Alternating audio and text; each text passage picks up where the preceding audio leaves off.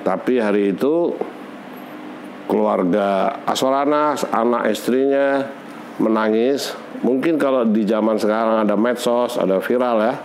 Zaman itu pasti Azwar-Anas viral. Sehingga besoknya dia pamit sama Presiden Soeharto untuk mundur dari Ketua Umum PSSI. Bahwa pembina olahraga adalah orang-orang yang memiliki minat, pengetahuan, kepemimpinan, kemampuan manajerial ataupun pendanaan yang wajib didedikasikan kepada pembinaan dan kepentingan olahraga, itu ternyata tidak butuh moral, tidak butuh etika. Edi Rahmayadi di berita-berita itu mengundurkan diri, tetapi saya yang saat itu menginvestigasi peristiwa itu, Edi Rahmayadi sejatinya dipaksa mundur oleh menjadi ketua PT LIB itu ternyata hanya untuk dijorokin oleh temannya sendiri sebagai ketua umum PSSI. Jadi besok-besok ini jangan mau ada yang ingin berambisi jadi Direktur Utama PT Liga Indonesia Baru. Karena ini tadi yang saya katakan, ini ternyata jebakan Batman. Yo, sepak bola dan musik adalah Cocomeo Channel. Peace.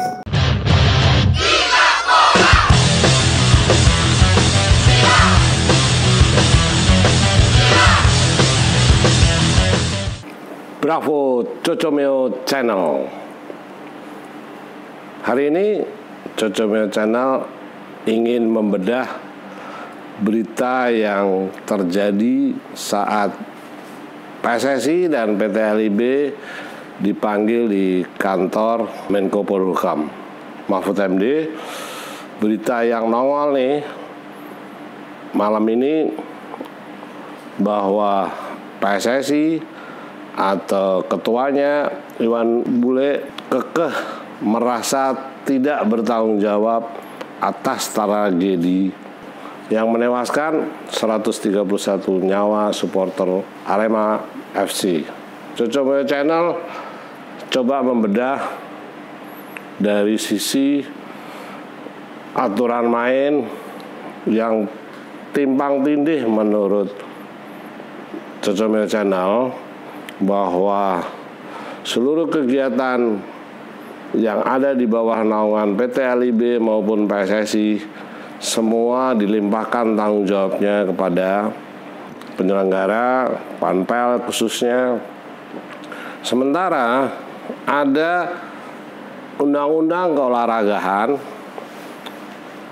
kalau saya baca nomor 11 tahun 2022 itu, khususnya pasal 1 angka 7. Bunyinya kira-kira pembina olahraga adalah orang yang memiliki minat dan pengetahuan, kepemimpinan, kemampuan manajerial, dan atau pendanaan yang didedikasikan untuk kepentingan dan pengembangan olahraga. Tumpang tindih ini terlihat bahwa di Undang-Undang Keolahragaan, pembina sebagai Ketua Umum PSSI sepertinya mengabaikan nilai-nilai yang sudah dituangkan di Undang-Undang nomor 11 tahun 22 tentang pasal tersebut. Ini buat Cocomeo Channel agak antik nih. Dan ketika ada berita bahwa Ketua Umum PSSI Iwan Bule masih kekeh untuk tidak bertanggung jawab, sepertinya nih kita melihat buat apa ada PSSI, buat apa ada lembaga kalau pemimpinnya tidak bertanggung jawab. Buat apa ada kegiatan semua kompetisi di Indonesia semuanya dibebankan kepada Panpel.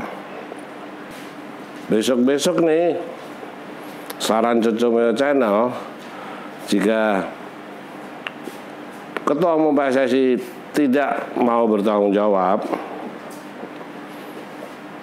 alangkah baiknya seluruh ketua panpel di 18 anggota Liga 1, 24 anggota Liga 2, dan sebanyak mungkin anggota Liga 3 yang jadi panpel, pilihannya cuma 2. Minta bayaran setinggi-tingginya atau tidak mampu menjalankan instruksi yang semuanya selalu dibebankan kepada panpel. Yang cuma sekedar karyawan. Cocomeo Channel mencoba kilas balik. Ini kita ceritakan dikit aja tentang kurang lebih ada 7-8 ketua umum PSSI yang mengundurkan diri dari berbagai alasan. Saya sebagai jurnalis veteran itu masih ingat ketika zaman Bardosono memimpin PSSI tahun 74-77, itu seolah-olah ditunjuk oleh rezim Soeharto, seolah-olah paham sepak bola. Dia mendeklarasikan sepak bola Pancasila, dan puncaknya tahun 75 dia bikin turnamen ada juara bersama ketika PSMS Medan dengan Persija. Itu yang menurut Cocomeo Channel jejaknya sangat memalukan. Berikutnya Ali Sadikin. Ali Sadikin menjadi ketua umum tahun 77 sampai 1981. Ada tonggak sejarah yang dibangun oleh Ali Sadikin, yang dia selalu membenci pertandingan-pertandingan seremonial. Ali Sadikin saat itu justru punya gagasan membangun kompetisi yang profesional. Maka lahirnya kompetisi Liga Utama Sepak Bola Indonesia. Saat itu legitimasinya adalah semi profesional. Ketika mau mundur, itu Ali Sadikin tidak ingin mengganggu sepak terjang dirinya di dalam politik di Indonesia ketika dia diajak bergabung dalam petisi 50. Ali Sadikin lebih memilih mengundurkan diri dari ketua umum PSSI. Berikutnya ketua umum PSSI Sarnubi Said. Itu hanya 1 tahun 1982 sampai 83. Peristiwanya sederhana.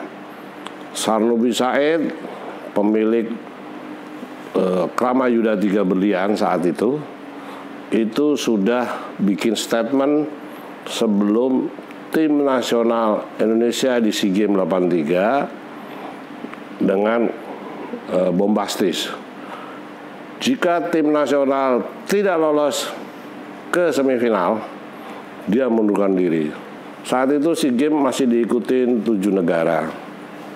Indonesia justru di urutan ke-3 di grup B dan gagal ke semifinal. Pulang dari SEA Games, Sarnubi Said mundurkan diri. Berikutnya ada yang bernama Aswar Anas. Itu menjadi ketua umum setelah Cardono tahun 91 sampai 98.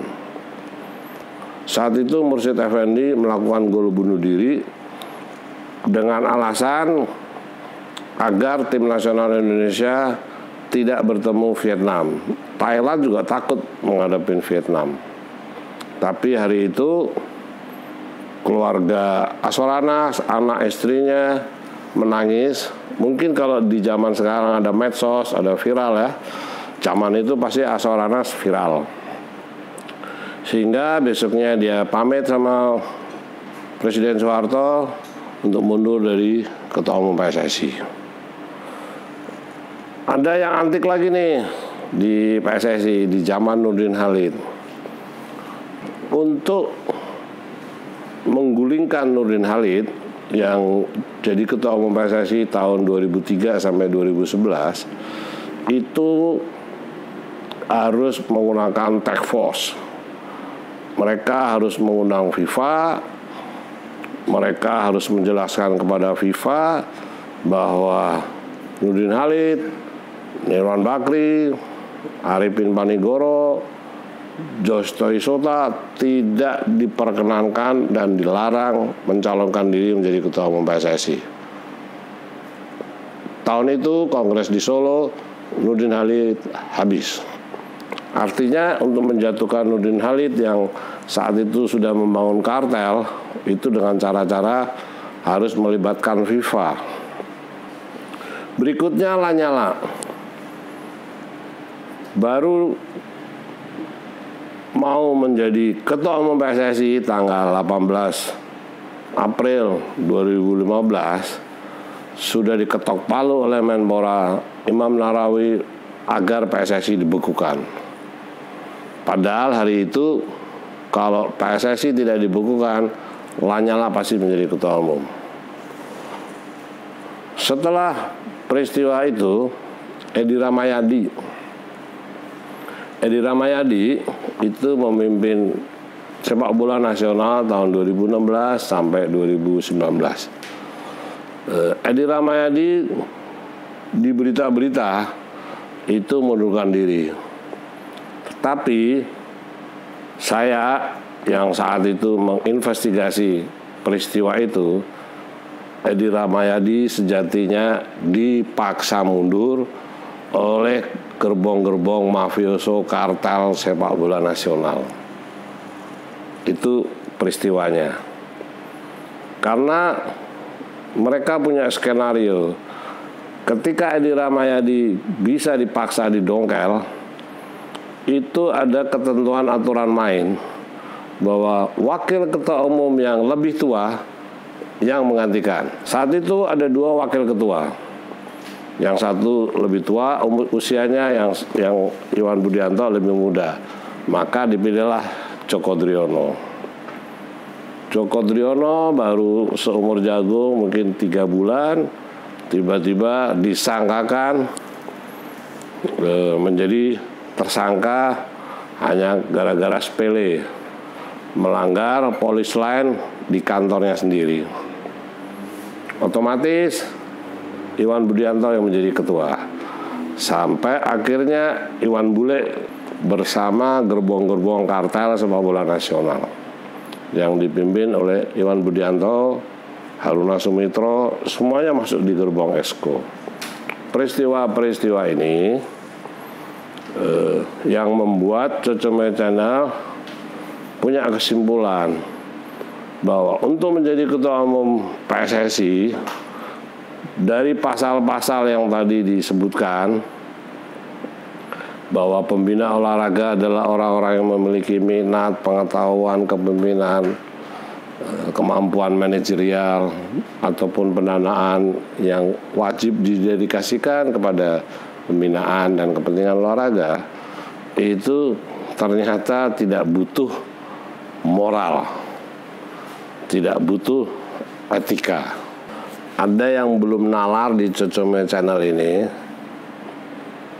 bisa bayangkan nggak?